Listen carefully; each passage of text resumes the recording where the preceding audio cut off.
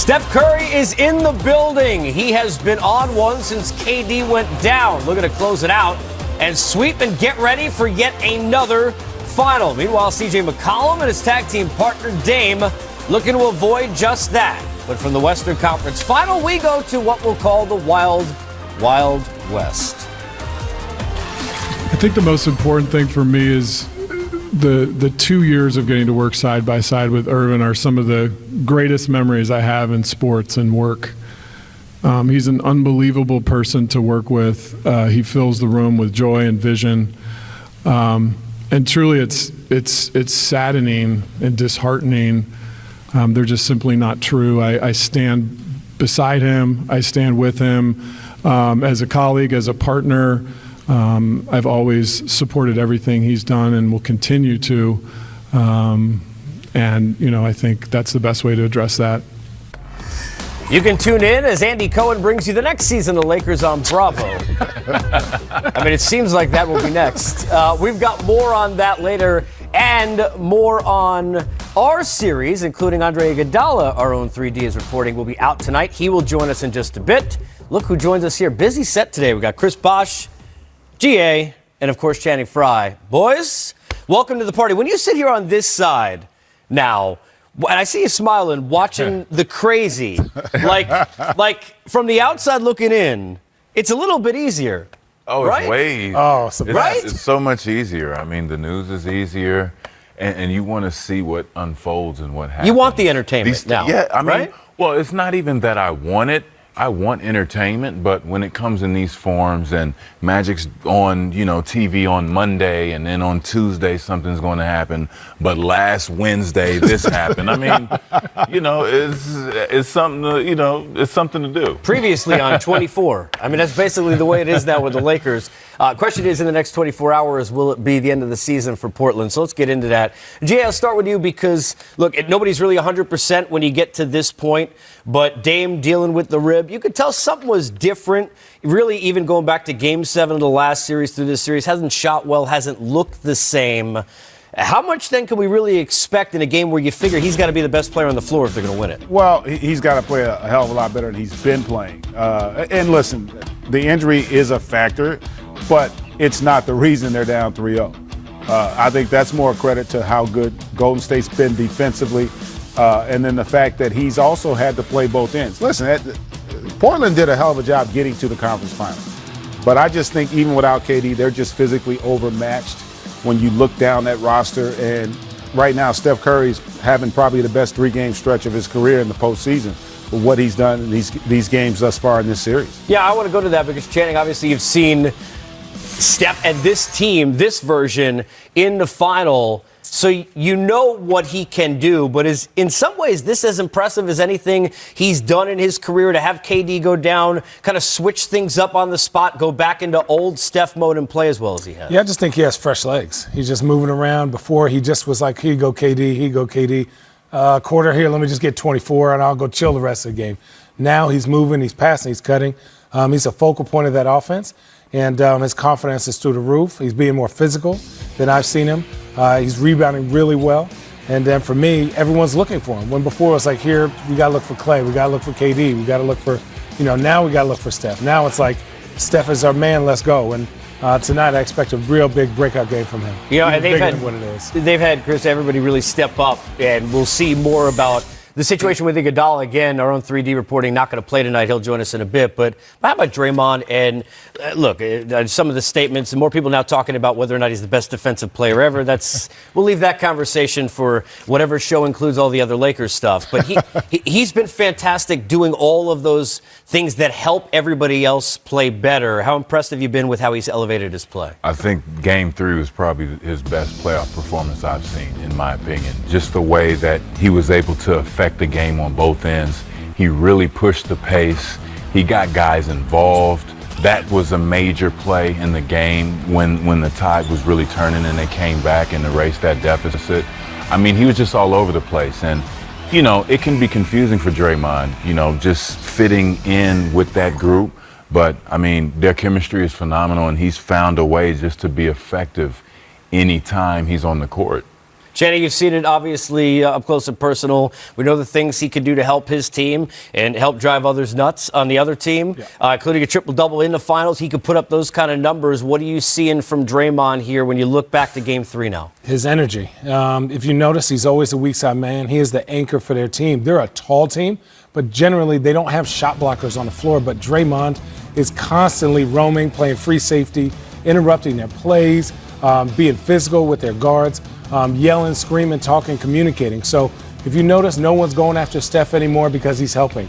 They have to look at second, third, fourth options, and guys who aren't used to making the right plays are having to make the right plays. You know, the thing about Draymond, and I said this about Kyle Lowry. Kyle Lowry's the best help defender at the point guard position in the league, and Draymond's the best team defender, probably you could argue in the NBA. Like, and this is a great series for him because he doesn't have to guard anybody. He's chilling. You know, so like that allows him to really, you know what I'm saying? Like if he's got to go guard Chris Bosh, it's harder for him to be a great help defender because he's got to make sure he stays home on that guy. But when he plays against this Portland team, they don't have a lot of offense. And so he can play center field, to Channing's point, which is really his best strength. The way you attack Draymond is to attack Draymond. But you can't attack Draymond if you don't have the personnel. And Portland does not have the personnel. If they had Nurkic, it'd be a little different series for him because he's going to have to go out and defend that big body. That's the guy that would be having that responsibility. In this series, he can play center field, and he's as good at it as anybody in our league, and he has been terrific along with Steph and the Warriors. Yeah, he's playing basically, he's sitting there free safety, right? Just kind of surveying what's going on. I want to throw out just kind of anybody wants to take this, and Chris, you can go first. To me, you guys know this, to win championships, you need guys who might not even know they need to be ready to be ready. Looking at those clips, seeing Jordan Bell, who was like, there's the doghouse and wherever he was, the freezer, came out. He has been terrific. Kevon Looney has stepped up. I mean, we got to give credit. Jerebko, they've gotten great minutes from guys who weren't getting any minutes just a couple weeks ago. Well, I think that's one of the builds of a championship team. You're always going to be pretty heavy. You're going to have a good bench. You're going to have guys that want to win championships and they want to play, and they've been playing for a while in the league, and they feel that now's their time. So they're going to stay ready. I do have to give credit to Jordan Bell for staying ready, and you know, usually young guys really don't do that, but to see them continue performing, and I mean, he was on the court when they're coming back, so who do you guard?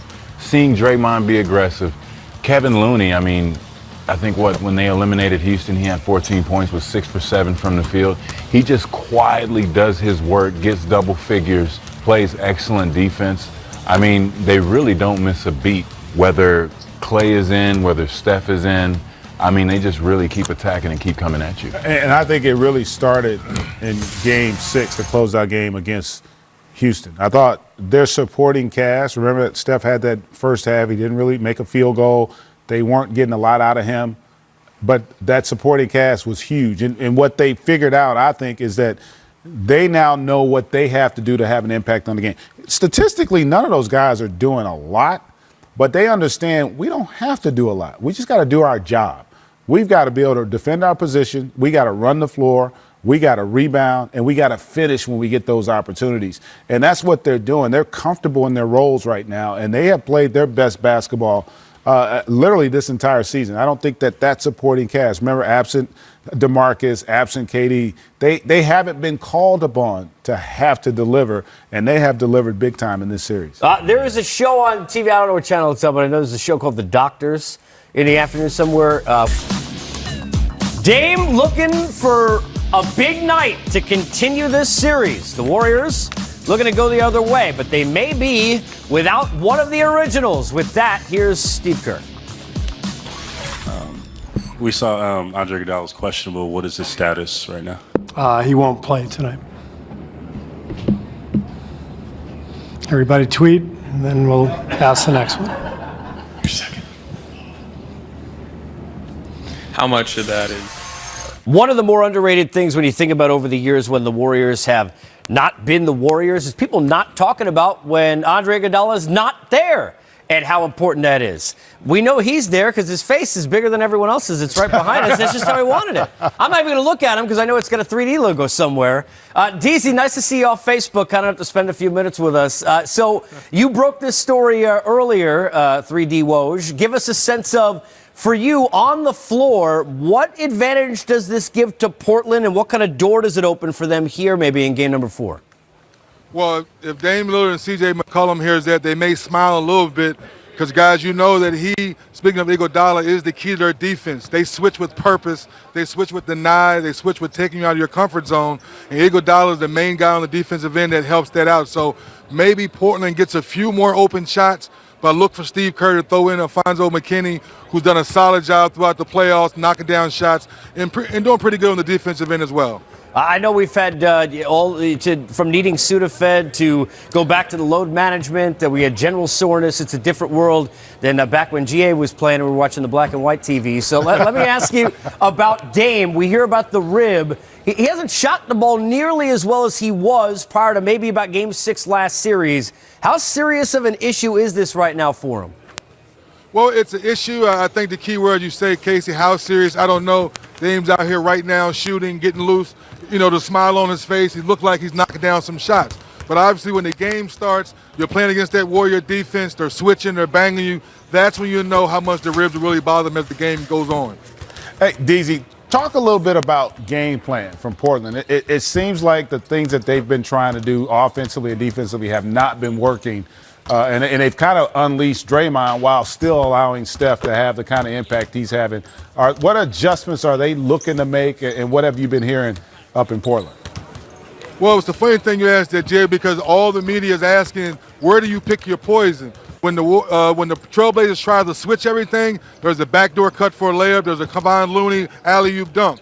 Then when you stay home, and then you have Steph Curry and Klay Thompson running to the corners getting wide open threes. So I think Terry Stotts is trying to figure out, where do I pick my poison defensively to try to get some stops? And you go back and look to all 3 games. The Warriors have gotten off to slow starts as far as making shots, and the Blazers get leads. The question is, if they get a lead again tonight, how do you hold on to it? Let me take, I feel like Chuck Woolery here, but the 3 and 3D, because that third guy for Portland, these guys know. I mean, for years playing against him, we know what the guards are going to do. Who's the third guy? Then they got Nurk, then he was gone. How much has that been a story, again, that's kind of reared its ugly head in this series, Dennis? When those guys aren't at their greatest, they don't have that person who can kind of pick up the load for them. Well, we talk about role players. Shaq and Charles talk about others. Well, the Portland Trailblazers, others have been inconsistent. We're looking at the previous series in Denver. You saw Steph Curry have his career high with 16. You saw Rodney Hood average about 15 or 16 points. Well, now you're playing against the Warriors, and those guys haven't consistently shot the ball well in all 3 games. That's why they're down 0-3. All right, last one. Steph has clearly been as impressive as you can be. I think anybody who had questions now have deleted those tweets. As somebody who understands not only the importance of taking a 3, but finding the space, how much from the vantage point you have in this series have you enjoyed the different ways he's found to get open to make those shots? That's what's been so much fun of watching the Warriors up close, is that no KD, yes, we know how good he can be, and yes, he told us his name and backed it up before the injury. But what the Warriors have done is showed us how better ball movement, better player movement. 30 assists in the first 2 games, 27 assists in game 3. So sharing is still caring. Draymond Green, like a locomotive train, put this pressure on the game, showing he's still the heart and soul of this ball club. So now it's about their role players. Can they shoot the ball well, the Quinn Cooks of the world, to close out this series? All right, 3dballerbrand.com. You still owe me 10%. All right, DZ. All the time, baby, all the time. There he is. Enjoy it, DZ. We take the court. I'll hand the ball to where it belongs with our point guard here. Take me through, because when you look at Draymond, we could talk about all the things that people would like to pinpoint they don't like. He is so impressive, GA, with all the things he does to impact the game. Take us through some of that. Well, let's talk about his pick and roll action. When they put him in the pick and roll, if you double that pick and roll and he's the guy that gets the pass, he's in essence going to have what we call a transition opportunity on the weak side. So, let's set up. Chris, you want to play? What we're going to do is we're going to play pick and roll basketball. we're gonna start off with Draymond weak side. Okay. Or up at the top. And so let's say I get the opportunity to play Steph. Are we gonna have Kevin Cottrell, any of our folks come out and give us a hand? Let's grab a basketball as well, Chan, if you don't mind. I got sneakers on. Yeah, me too. Is he coming out in a Derrick Rose jersey? Oh, he probably got one. Okay, I thought he was gonna have one on. We don't have all the – come on. You get on over in that corner. You're going to be in that corner over there. So we're going to have – let's say that, Chris, you're going to set the pick. You're guarding me. I want you to come double. You're going to be all the way in the corner. So when Steph comes off, let's say he comes off this way and they double. Now, he's either going to be a roll guy or a pop guy, right? Let's say for the sake of argument that Chris Bosh is going to pop. What you've done now is you've got to have a rotation guy coming weak side to guard him. So what they've done right now is they've created a transition opportunity on the weak side. And this is where Draymond is terrific. In basketball at practice, we should run a drill called 3-on-2, 2-on-1, right? So, but they're going to run a 3-on-2, 2-on-1 on the weak side. So when I come off, I get trapped. Once he gets it there, basically he's only got to make one read. If they don't rotate to him, he goes all the way for a layup. If that big weak side rotates up, he throws a lob. If the wing corner dives back, he kicks it out to that corner to Clay for a three. So you make the game really easy. The reason the Rockets have a lot of success against them is they're very disciplined on their weak side basketball action defensively, and they switch. Now, the reason you switch this is because now, let's say you come back out. So now when you set this screen, Chris, you're going to now take him. You stay with me. So now everybody stays home weak side. No mismatch. Go ahead. Everybody's going to stay home weak side. Because a lot of times that's Looney. Let's say if it's Looney or somebody. Yeah. We want you to throw him the ball. We want to make guys who don't make good decisions decision makers. You don't want to give Draymond Green, who's arguably their best decision maker with the basketball, an opportunity to play weak side where he's got an extra body. He's going to be 3-on-2 or 2-on-1 on that weak side. So he's going to be able to finish.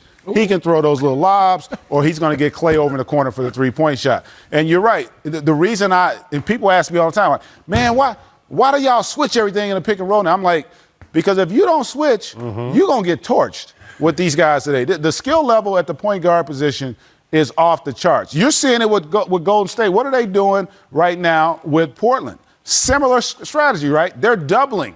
They're forcing Dame to give it up early. The difference is they don't have a Draymond Green. They don't have a guy that can consistently make basketball decisions on the weak side. In essence, Draymond is a point guard already. So you basically give a point guard a 2-on-1 fast break on the weak side. They're going to score 85% of the time with that situation for a high-level player. Portland doesn't have that. Harkless, Aminu, those guys, they're not very good decision makers when they put the ball on the floor. Golden State knows that. So that's why they trap Dame and force him to give it up early, and now they have to try to create offense weak side, and that's why they're struggling as a basketball team. Draymond's ability and IQ to make those plays, he makes the right read time and time again on that weak side.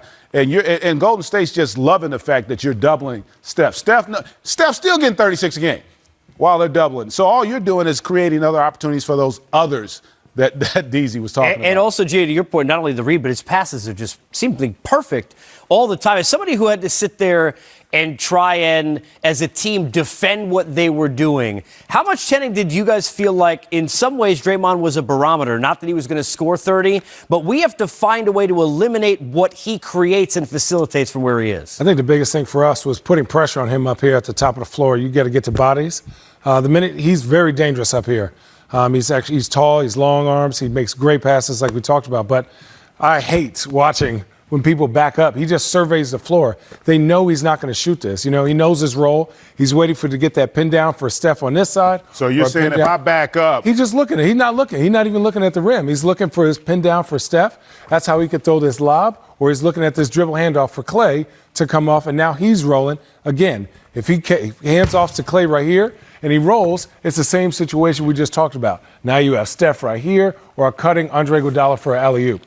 Their system's tough to guard, but you have to put pressure on him to be a scorer and not a passer. By the way, I feel we had him in there last week. I love him, but Pat Bev, can somebody pay? I feel like this is what Pat Beverly. I mean, come on, man. Somebody pay this Pat dude. Gonna take them. Somebody pay this dude. Come on, man. He's not going to let you get that close. When you sit there and you look at Draymond, how much do you mind the fact that he got all the toughness, but he's also got the finesse too? A lot of guys don't have both. Well, he's been playing the 5 position for a very long time, and Michigan State guys naturally have that toughness. You know, if you play under Tom Izzo, that's one of the things that you're known for, is being part of a hard-nosed, tough team. I think one of the things that he doesn't get credit for is how he attacks the paint.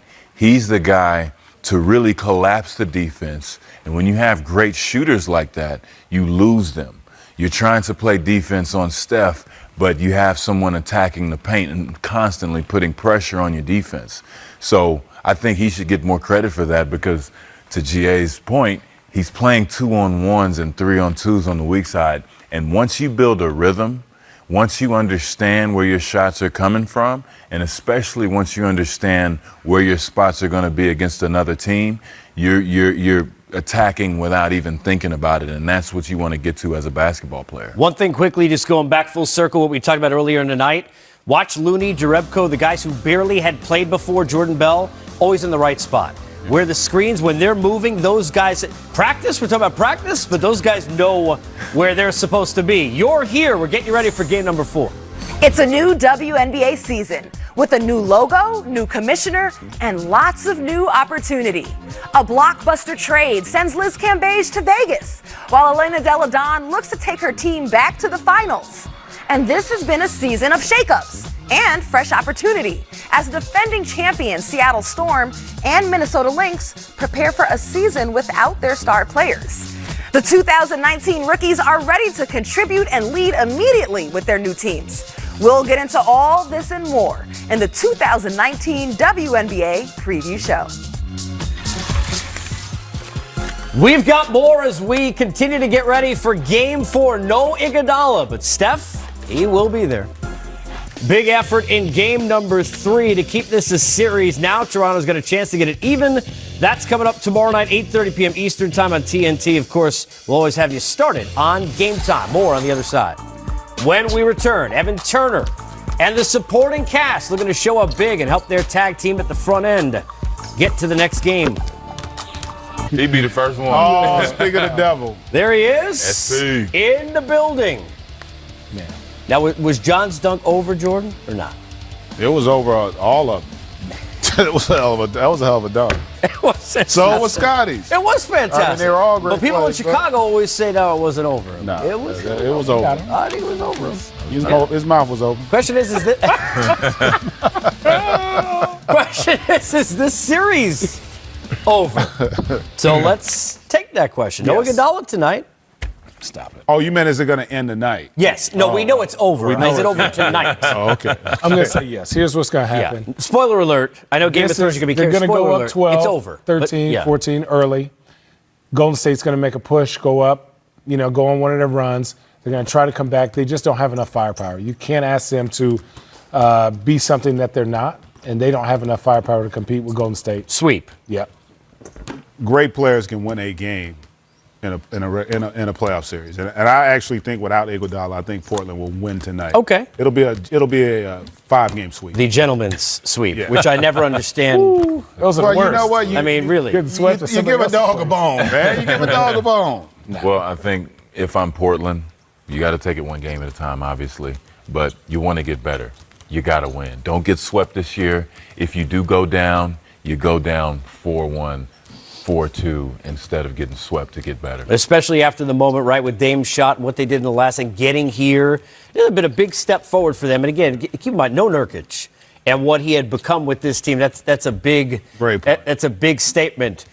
Does Dame have to be Dame for them to win? I mean, is that their only? Can they win without that? Because he has not been that at all, really, going back to last I'll be honest. series. I think there's a lot of pressure on Dame. I think he just has to be himself. I think the others, you got to give me something crazy. Seth Curry has to go off. Myers Leonard has to go off. Rodney Hood needs to go off. We need the other guys to give us something, become Superman tonight. All right, you heard it here. Give the dog a bone. Shoot it, Dame. And some